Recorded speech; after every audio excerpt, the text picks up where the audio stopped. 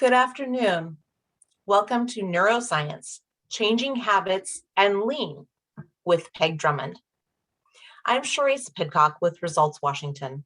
My pronouns are she, her, and I will be your moderator today. Today, we have about 1,200 people registered in this session. We're happy you're here. Thanks also to my team member, Elisa Julius, who is managing the technology behind the scenes. A few housekeeping things. We know that many of you are familiar with Zoom meetings, but there are some differences in Zoom webinar, which we're using today. The biggest difference is that you won't be able to have your talking and chatting going on, and your video is not visible. This ensures that all participants can focus on today's presentation. We want to draw your attention to a few different features in Zoom and how we will use them. Move your mouse and the toolbar will appear, and you can see the icons for the chat and Q&A. Chat between participants is not available during this session. Feel free to pop questions into the Q&A feature. We may not be able to answer all of your questions today, but we will try our best to provide some answers. If you're having technical difficulties, please use the Q&A feature and we'll do our best to help you. You'll notice an icon for closed captioning. If you wish to see closed captioning, click that icon to turn it on or off. You can adjust your view to make your presentation or speaker larger by sliding the vertical bar on your screen from left to right. We're excited to be able to provide you with session materials. Today, we will just have Peg visible, and she has some handouts that will be posted for you in the chat. The materials will also be available on our website, and we'll try and get those available in about a week from the time of the presentation. Finally, at the end of the presentation, a survey will pop up. Please take the time to complete the survey. This will provide the presenter and Results Washington real-time feedback. If the presenter gets disconnected, we will try and get the webinar back up in about 5 minutes. In the event that we cannot do so, we do record the session and we'll put it up on our website.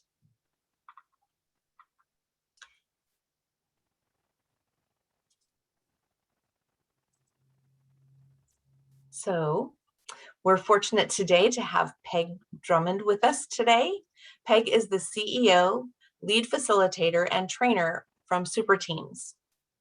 Peg is going to talk about how neuroscience in changing habits and how that applies to lean. So Peg, with that, take it away. Hi, everyone. Welcome. I'm so glad you are here. How many of you have ever been on a project where all the research and data showed that this would be a great idea, a great project to do, and yet you couldn't get people on board? How many of you have ever had that happen? Yeah? No kidding. So how many of you would like to learn some simple tools you can use to get people involved on lean and make your projects a success?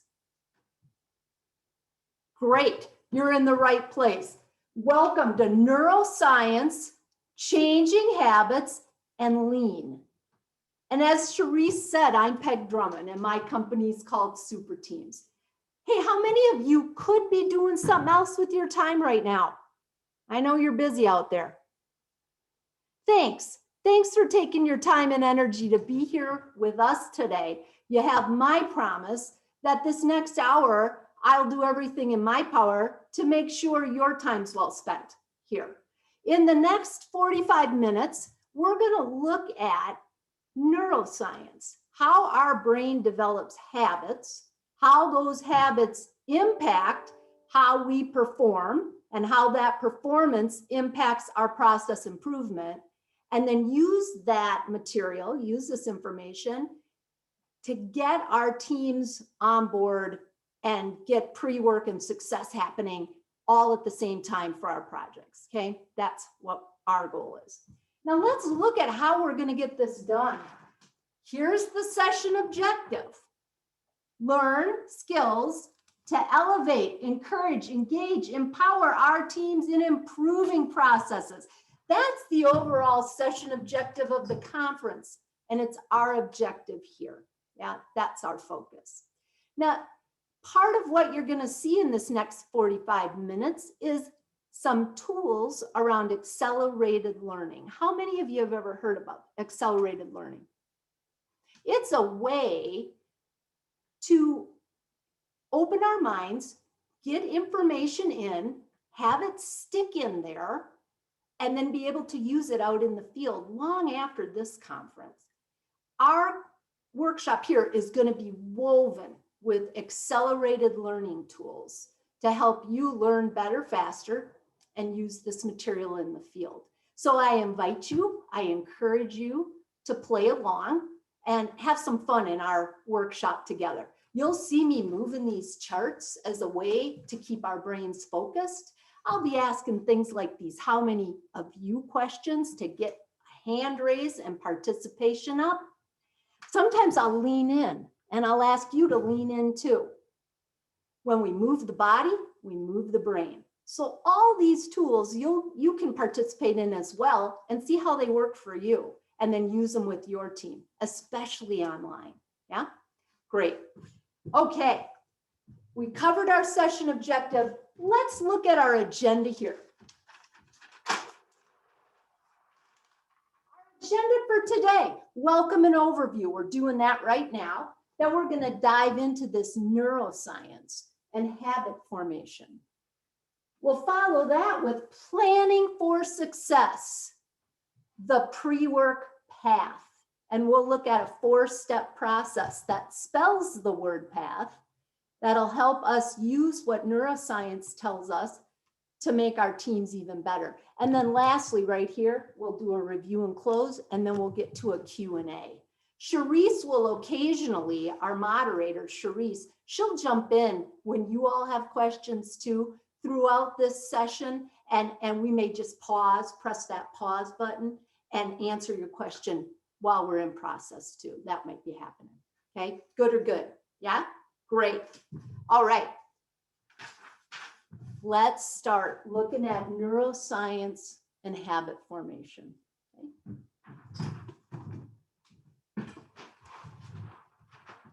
We're going to be looking at a chart here I made. It's a lovely pastoral setting, isn't it? Up in the left corner, there's a red dairy barn, a happy sunrise across the back. The title of the chart, Neuroscience and Habits. And then here, looking down the page, a beautiful Holstein cow named Bessie. Here's what we want to know about Bessie, okay? Every day, Bessie follows the cows in front of her back to the barn. She goes along the bumpy path, over the hills, through the muddy stream, and eventually, boom, she makes it back to the barn. When she gets back to the barn, because what she wanted to have happen, happened, she feels success, yeah? When she gets that feeling of success, boom, the brain gets a hit of dopamine. Everybody hand up like this, if you would. And now make a fist, squishing down into that fist, okay? When she gets to the barn, squish, a hit of dopamine gets released in Bessie's brain. That dopamine, here's what we know about neuroscience and our brains. Dopamine is as addictive as heroin on the brain. It's a strong and powerful chemical. When she gets back to the barn, she gets that hit, success. It feels good. The next thing that happens, myelin gets laid down on the nerve cells from the dopamine hit. Myelin is an electricity conductor from one nerve cell to the next. Bessie walks back to the barn, dopamine, myelin, and these myelin tracks get laid down day after day after day, and voila, a habit is born. Bessie can go back to the barn on autopilot now. She doesn't even have to think about it. From all this myelin track laid down and all the good squishes of dopamine. Yeah, makes sense. Now, here's what happens next. We're gonna have a friend come by down here in this right corner of our chart. This friend's named Flossie. She is a Guernsey cow. She's black and white, cute as heck. Looks a lot like Bessie, just different color, really. Good old friend. She's coming by. She sees Bessie taking this path, getting all muddy every day, going back to the barn. She says to Bessie, hey, why do you do that every day? Here's a better way. Look at that. We can just go this way, straight over here. We miss all the bumps. We miss the muddy river and go this way. Come with me. It's a better way. Off we go. Flossie follows Bessie. They get to the barn, squish, myelin, it all happens. Next day though, Flossie's gone. It's just Bessie and her friends. Even though she knows there's a better way, Bessie goes back the old way. Why? Why? Think about it. What might be some of the reasons she takes the harder way back? She's going to get the hit, right? It feels good.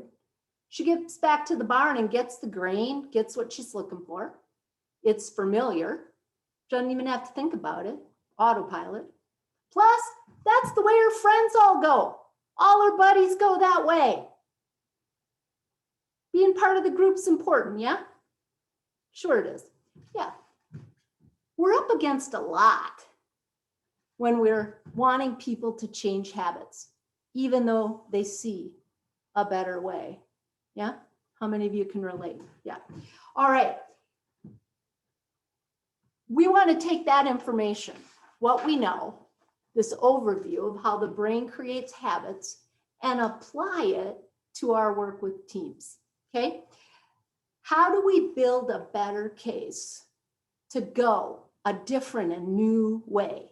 How do we override, right? We're overriding the old cow path. Okay? So, our agenda, let's check in. We got a quick little overview here of neuroscience. Now let's look at how we take that and use it to plan for success. That's where we're going to spend a lot of our time. How's everybody doing? Thumbs up? Good. Let's keep going. Here's what I'd like you to think about first. Again, how do we build a better way plan? Think about all the commercials you've seen, maybe you've heard, about hamburgers. There's a lot of hamburgers out there, aren't there? All the way from fast food to high-end fancy gourmet burgers. How do organizations, how do companies get you to want to eat and buy their burger? Think about it. What do you see on the screen? What do they do with those flames coming out of the grill? The hot sizzling. There's no little paper thin burger in this, is there? It's the thickest burger you've ever seen. It's the juiciest, most delicious burger. And then the golden melted cheese dripping off the side of the burger. The crispest greenest, beautiful lettuce across the top of that, maybe onion too. And then the perfect golden bun. This is the burger you have been waiting for your whole life. You hear the sounds of the sizzling on the grill. You can almost smell that hot, juicy, good burger. And not only is it the burger, they connect this to the experience. What's the word, everybody? The experience of eating this burger. Not only are you eating the burger, you look around and it's in a happy place. We're out in a beautiful field together eating this burger, or we're in this wonderful restaurant that's beautifully decorated and the kids are happy. There's no crying kids when you're eating this burger. Everybody's happy. Yum. Oh my gosh. And then what happens? Your friends show up and your family, and they're all really what? Happy. And they order the burger, and it is one big, giant happy fest. And one layer deeper, lean in, everybody. If you eat this burger, that's what could happen for you. It would be a magical, wonderful day. New friends, old friends show up, and it is the best burger you've ever eaten. Yes? Success. Who's getting a hit of dopamine? Who's hungry? Yeah. So how do we take that information and apply it to our teams? Think about it. So important, and yet what you don't hear in this commercial is, okay, everybody, we're all going to eat burgers now. You're going to like burgers. I don't care if you're vegetarian, we got burgers. This is what we're doing. We're all eating burgers. Please show up at 3 o'clock at Applebee's, because that's when we're having burgers, and you'll learn more about the burger there. In the meantime, put this on your calendar. And yet, everyone, how often is that how our teams get contacted about our project or our meeting? It's an Outlook calendar invite with a subject line, new project, or the name of your project, and maybe a little bit of information. Show up, you'll learn more at this meeting. What's Bessie gonna say to that? I don't know. I think I'll do this cow path. I don't even know who you are. Why would I take that cow path, right? Yeah. So now let's look at how we connect what we're doing now and use this information to help us be more successful, okay? We're gonna look at pre-work and planning for success. It's a 4-step process, and it spells the word PATH, P-A-T-H. Here we come. Pause for a minute. Oh, and you know what I wanted to say? Let me rewind here. Everybody, finger up, press pause. I want to give full credit to this whole idea of neuroscience and habits, and Bessie and Flossie, to my colleague and good friend, Shelly Roberts from Strategy Clicks. She's a fabulous consultant, trainer, all-around human being. And she's the person who taught this to me with this fun way to talk about neuroscience. So full credit to Shelly out there. High five. Yeah. Let's look at planning for success, the PATH process, okay? Checking in again. It looks like you're all doing great. All maybe 1,200 of you out there, yeah? Hi, good. How do we create an experience, right, that people want to come to? It's a pull system, not a push. First of all, P, let me orient this. Thanks so much for your patience. There we go. We're not going to use PowerPoint in my presentation, okay? We're going to do this. Keep our brains activated, moving around. Make sense? Yeah, feel free to do this with your teams too online. We can sometimes get PowerPoint exhaustion, you know, and when you can do your presentation without PowerPoint, do so. It really keeps people engaged. Yeah, thanks. 4-step process, as I mentioned. It spells the word path, P-A-T-H. P stands for platinum rule, the platinum rule. Now, how many of you out there have heard of the golden rule? Yeah, what is it? What is it? Treat others as you would like to be treated, right? Sounds good, doesn't it? However, whose world are we in when we're treating others as I would like to be treated? That's my world, right? We're going to upgrade this. The platinum rule is treat others as they would like to be treated. So when we're going to contact folks to come to a meeting in our office or our building or our Zoom, whose world are we in? Ours or theirs? Yes, our world. How about we go contact those folks and out in the field and find out when and where it would work best for them, for us to go see them. Then whose world are we in? Yeah, their world. Yeah. So building a path for success, being in their world, first step, okay? A little bit different mindset and a shift, okay? If you don't have a project right now, a process improvement project, and you're looking for one, again, their world, a go see. What is driving them crazy out in the field? Where is the pain in their day that if you could make it go away would make things so much better? Go out and talk to people, yeah?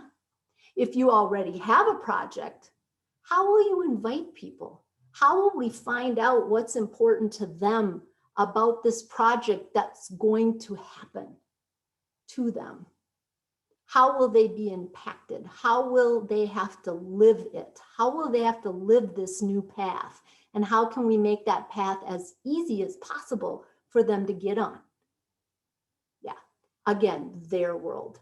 How will we find this all out? Not only will we go to them, we've got to ask questions. And that's the next piece, the next step on this 4-step process that spells path, the letter A.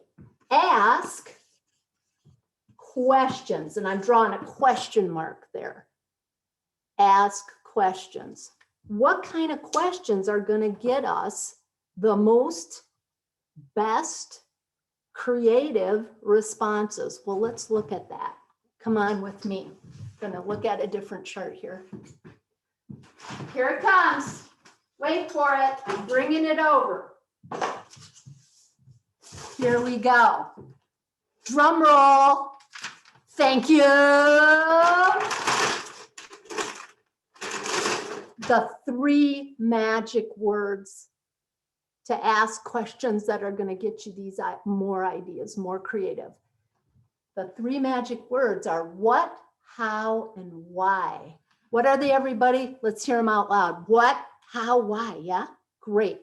What, how, why guarantees you're asking an open-ended question. Who's heard of these before? I bet a lot of you have heard of open and closed-ended questions. They're a reliable old tool. Now that they're reliable and old and a lot of people know them is one thing. How often, how expert are you at asking them?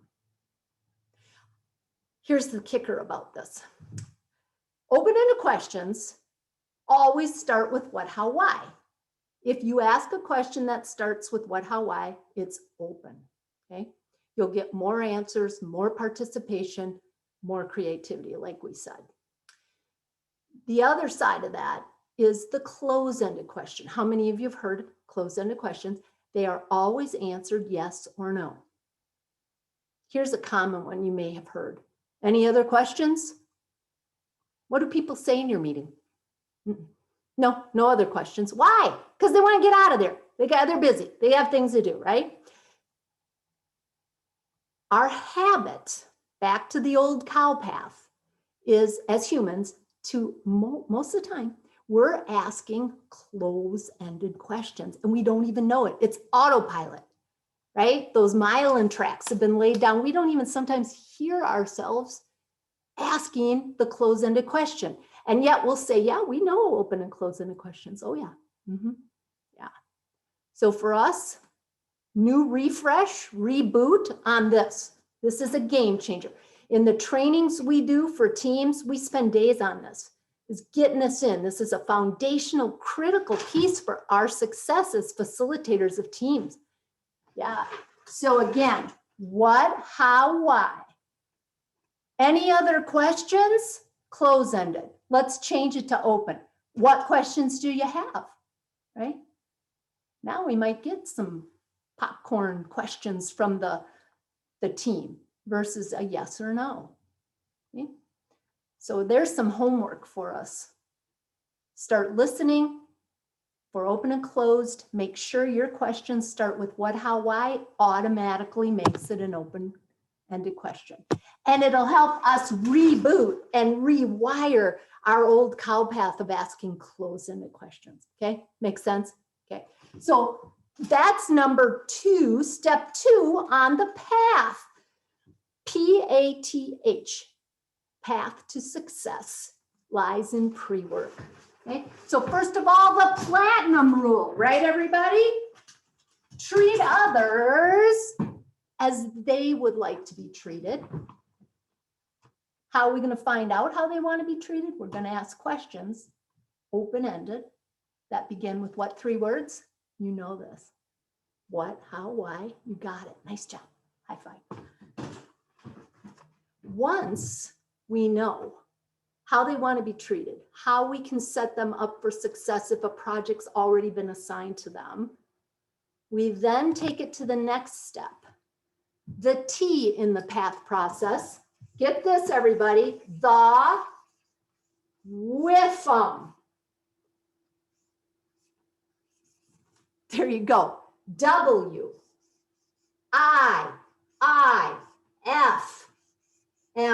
is what I'm writing there on that chart. The WIIFM, our favorite FM radio station, WIIFM. What's in it for me? For me. Once we ask questions and find out how people want to be treated, then we can build this 3 bulleted statement we're going to talk about in a minute to help them understand why your project's going to be a good thing for them. What's in it for them? Okay. So the WIIFM is 3 bullet points describing when the project is completed, why it's going to be better. It's the new cow path statement.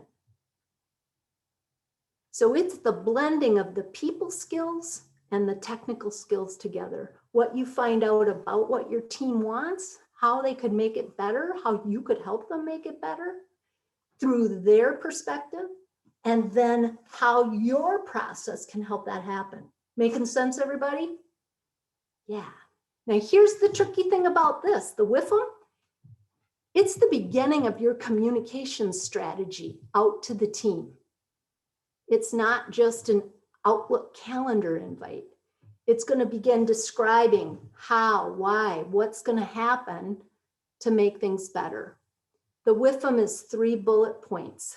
Imagine taking all this data and condensing it, squeezing it, wringing it into just 3 bullet points. That's going to take a lot of what? Time. That's my imaginary watch I'm pointing to on my arm. Yeah, it'll take time. It's going to be time so well spent. A lot of the problems we hear about, I've been doing process improvement work with teams for 20 some years.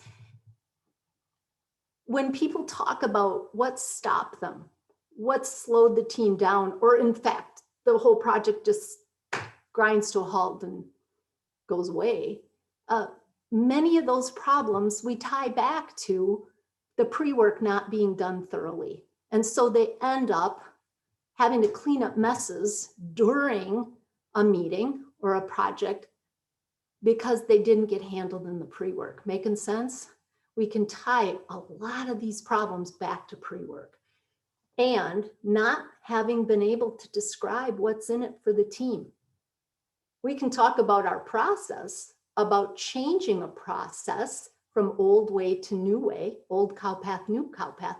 However, we haven't talked about why it's important to them. What's in it for them? Is this making sense? Yeah? Okay. Yeah, and be sure to let Charisse know if you got a question out there about this as we're moving through, okay?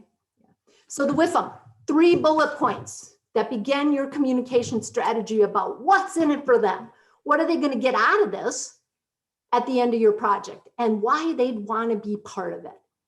And part of the WIIFM is the experience they have of being with you on the project. Not only at the end of the project has a process changed, they may have been changed as a person by being involved in your project because of the way it happened, how their input was valued, how their questions, how their ideas were respected, talked about, discussed, implemented. It's a game changer for people. You can change people's lives doing this work. So not only the what we're doing, it's the how we do it. Makes all the difference, okay? So this is where we begin that process, yep? Okay, great. Lastly, the last step in the path process, winding it back to where we started, habits.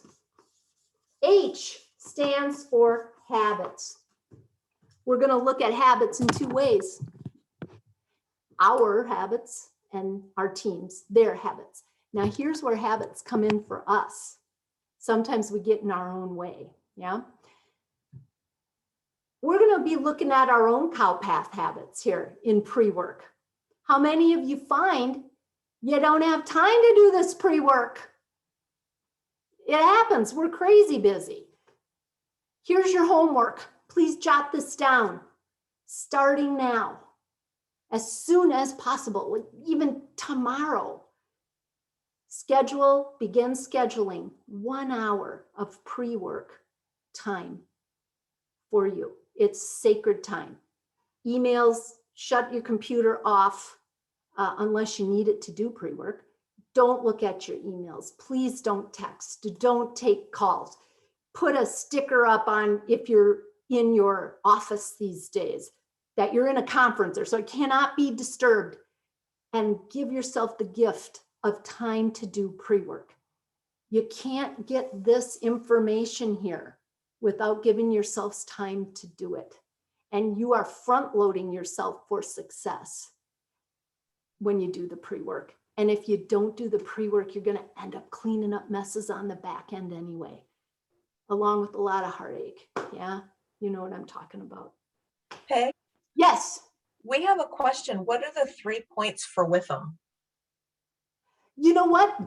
Thank you for the question. Great question. The 3 points, it's going to be different for every project, depending on what your project is. So 3, but we know the brain loves 3s. So if you can distill what's in it for them into 3 bullet points, that's going to be easy for people to remember.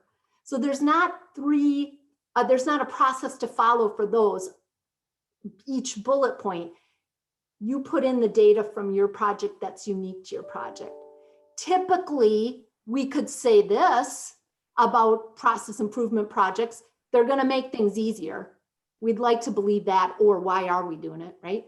Things will go faster and we'll save maybe money, time, ideally time, energy, pain, right? It'll make things easier. So those are some words you might insert into your bullet points. It's going to be easier because it's going to save us lots of because. Yeah, and then those are the talking points. And relating that back to a commercial, right? You don't see a commercial for a hamburger one time. How many times, right? Hundreds sometimes. And you can even repeat it in your mind, the jingle that goes with the commercial. We want to reiterate our WIIFM, those 3 bullet points, over and over and over again. So our team knows them by heart. It becomes a habit for them to speak them. The champions, the sponsors, stakeholders, they understand those 3 bullets too. When we take the time to distill it, it becomes our elevator speech for our project. Yeah. A follow-up question. So who does that? And do we ask them what value they see, or do we tell them what the value is? Great question. That's going to depend again. Every situation is unique. If you're in the role of facilitator of a project, you may be creating the WIIFM. I've not been able to do the WIIFM without going out and asking questions to people to find out I'm on track. That's where I used to just, big fails. My big fails were where I thought I had to do all of it myself, figure out what the WIIFM was, why this is going to be good for them. That's the golden rule, right? And I learned about the platinum rule. So get your team engaged in helping you create these 3 bullet points. Why is this going to be great for you? We've been assigned this project. We don't have a lot of control over whether we do it or not, right? We're doing this thing. When you imagine, you can ask them, this process implemented, this new way, what could you see as the benefits to us? Why would it make your day better? Why would it make things easier? And engage them in that kind of conversation. That might even be a pre-work meeting before you get your team up and rolling on the process improvement part of it. Yeah? Get them engaged to help you. Please don't work in isolation. Yeah, often as practitioners, we think we've got to do everything ourselves. No, you do not. Yeah. And what was the second part of that question, Charisse? I think that was a 2-part question. Do we do this all by ourselves? And do we ask them what the value is, or do we tell them? Yeah, always ask. Always ask. What do you see as the value? Right? Because we can tell them, but they're living it. So what do they see as the value? If they don't know and they can't see it, that would be important information to make sure we're on the bullseye of what we're asking of them to do, changing this process. Is this really the problem we're trying to solve? How many of you have found that? Is this the problem we really want to solve, or is there something we're missing here? We're not looking at the whole picture, right? So this, again, all this pre-work, detective work before you hit the ground with your process. Because once you hit the ground and go, that's where things go off the rails, right? We didn't nail the bullseye on what we were really trying to solve. And everybody went off into the field, and they're not going on our cow path. Sorry. What you're trying to do isn't going to work. Yeah. And then another question. I've been reading, I read the asking why can sometimes cause people to shut down because of how it sounds. Any recommendations on how to ask why without shutting down the conversation? Yes, thank you. The words are one thing.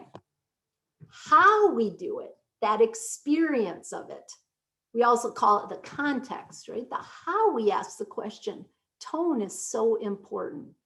So imagine this. So why'd you start the process that way? What made you think that was a good idea?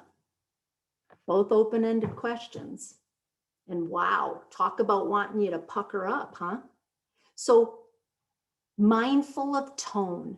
Hey, team, tell me more about why you started the process that way. What were you thinking? Help me connect the dots here. Okay, so tone, facial expression. Yeah, no, why do you think that happened then? What happened? What can we learn from that going forward?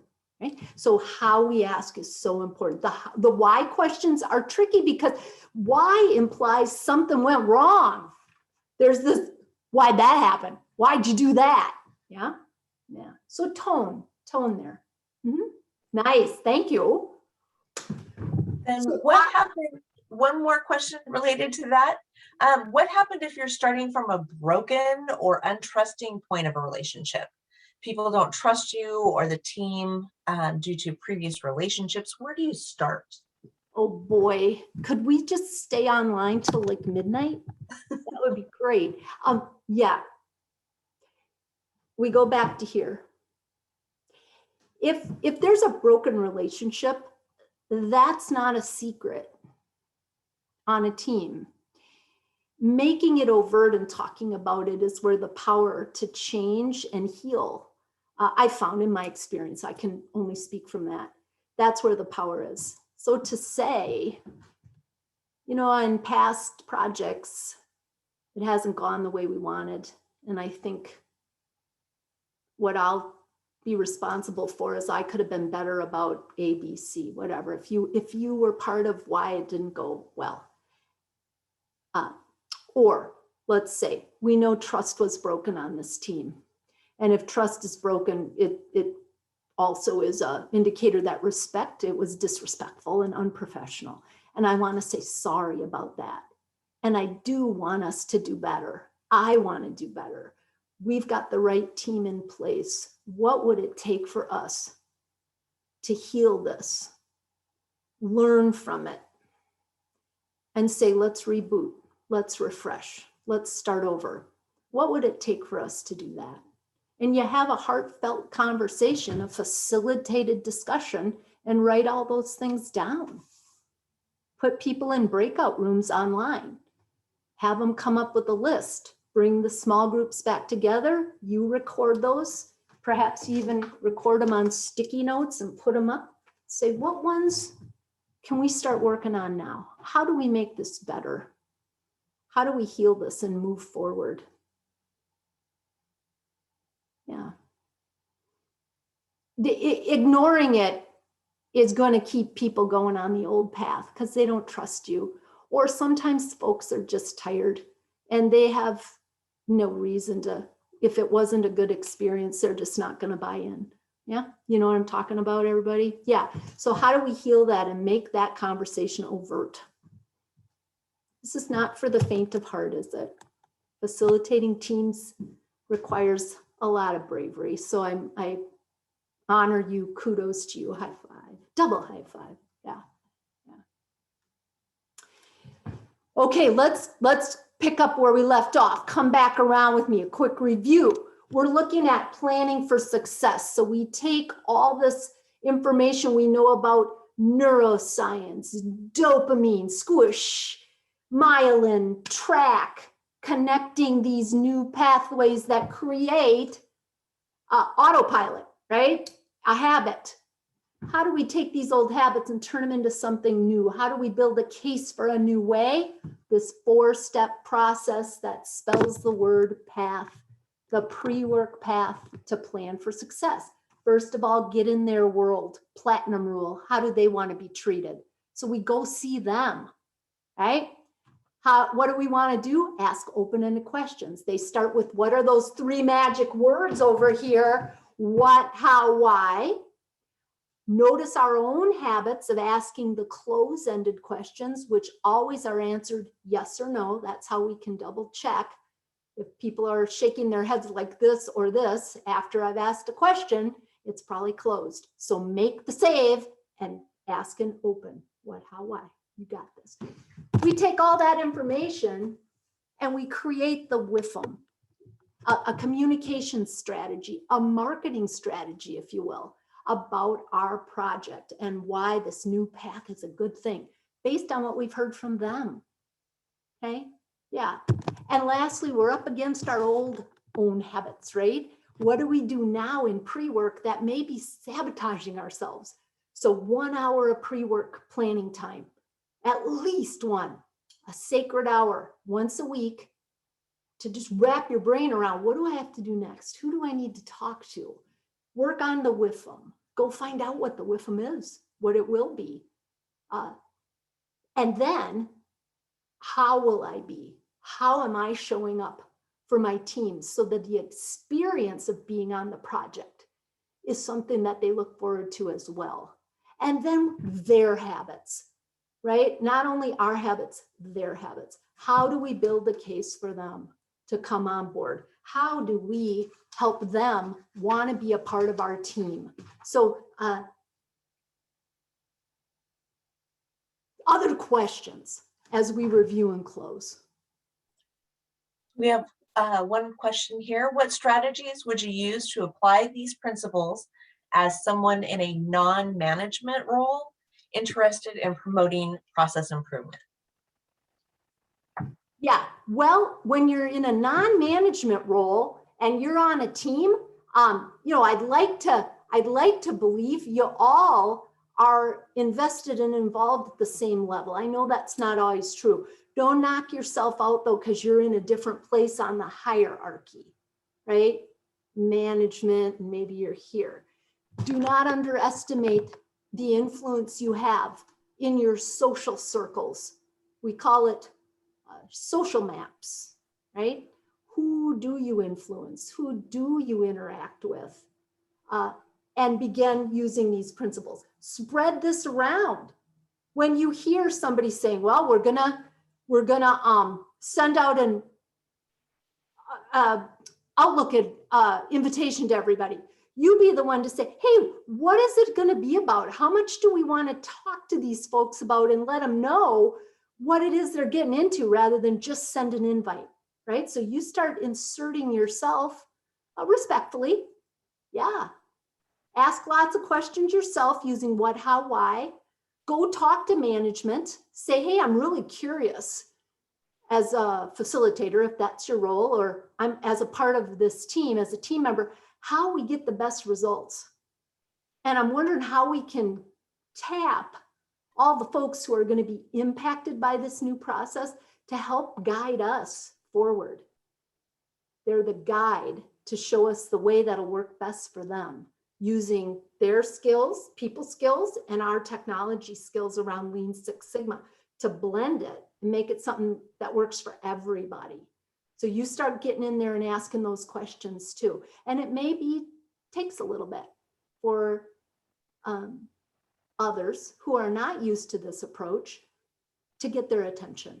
Fear not though, hang in there, keep going, right? Takes a lot of hits to create a new habit. So you're starting a new habit with people. Yeah. So what else you got? Is the H just about facilitators making pre-work a habit, or is there more to it? Yes, thank you. It's us making more about it, and it's about the team and recognizing their old habits, right? The old cow path, and how do we entice, build this communication strategy, so wrapping back around, to create a path that they want to go on. Yeah. Thank you. Mm-hmm. Got another question here. I'm new to implementing change management. How do you make sure you involve the right participants without including everyone? Yeah, great question. I bet a lot of you, have ideas about that too. It starts in the pre-work. What is our objective for this project? If you already have one assigned, what is the bullseye? And then going out and asking, who are the best people? Who are the influencers? Who have been a part of the old way? Who could help us know who would be the best people to be on this team? You may not know, so you're going to have to go out and ask.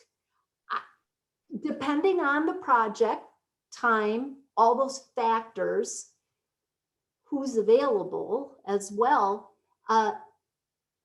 it's not, I mean, I've had teams where there's 40 people on a team and it worked well.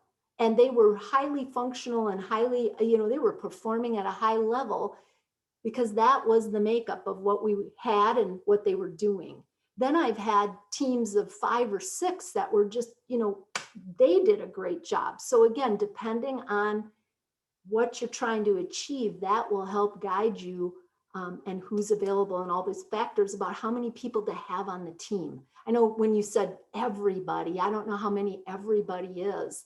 And sometimes you'll have that big team of 40 broken into sub teams and they're working on things individually. And then the big team comes back together. Yeah, call me here. We could talk more about that and all of you as well. Yeah, here's what, just quick, Peg Drummond, Peg at superteams, it's plural.com. Here's my phone and here's the website. Yeah, bigger conversation there. And I hope my intention was to begin to answer that for y'all on that one. That's a tough one. There's so many. Exactly, thank you. And then probably the last question for today, any suggestions for conversation techniques when people on the team you are leading have very different ideas on how things should go? Yes. The pre-work will set you up so that everybody knows what the end result will be. What is the objective? Now, the ways we get there could be very different. So to make sure everybody's got the same destination, the same endpoint, and they're clear about that.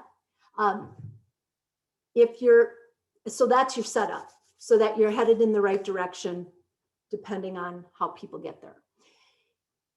If we're online, like we are right now, put them into breakout rooms right away with the prompt question being, what are all the ways we could get to this end state? What do you see as some of the fastest, easiest ways to proceed?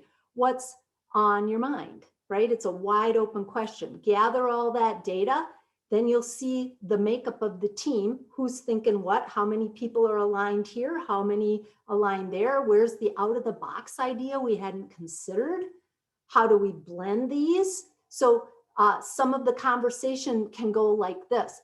What do you see we have in common with all these ideas? Where is there commonality? Where are things we're all seeing the same? Maybe there's not, maybe there's some. What things are completely we're not seeing the same? Let's put that over there. And now talk about those things. So why about this approach works for so many of us? What about this approach? What could we take from here and move over here? What about this? How could we blend them? What's the least amount of tweaking to these ideas so that we could all say, I can live with that and support it? That's an important part of your facilitating the team through the process. It's rare that everyone on a team is going to love every idea at 100% all the time. So we're backing up and saying, hey team, consensus. Consensus means I can live with that idea and support it. It doesn't mean I have to believe it's the best and only way to solve this. However, with all these subject matter experts in the room, all focused on the same end state, this happy ending we're looking for, I can live with and support that idea for now. And I want you to know, as a teammate, I'm going to keep my eye on it because I think there's some trouble with it here and there. And I'll let you know if I see that happening, what to look out for, right? If you can get that kind of conversation on a team, they don't all have to love it at the same way, at the same time, at the same percent, even if it's a different way of handling it. Is that making sense? Absolutely. Good. Thank you, Peg, for this wonderful session. I'm certain that based on the comments that we're getting, that there's some great information that you've provided that's definitely going to add value for the attendees. Thank you all for being here today. Peg, they are asking if they could get your contact information again. Right. There we go. Please. Yeah. Let's talk more, because was just a one salad bowl on the whole buffet, right? People skills. My goodness, right? Absolutely. So there's more of the conference to come. Visit our website to either revisit a session that you really enjoyed, such as Peg's, or maybe watch a session you missed. You can also go there to find the materials from any of the conferences, but today's materials. Sign up for additional sessions or anything results lean conference related. So in a second here, we're going to close and a survey will pop up. Please take the time to complete the survey. We really want your real-time feedback. This will help us and Peg and the other presenters after each session see how we're doing and how we can best meet your needs. So thank you for attending today's session and have a great day. Thank you, everybody. Be well. Enjoy the rest of the conference. Thanks, Peg.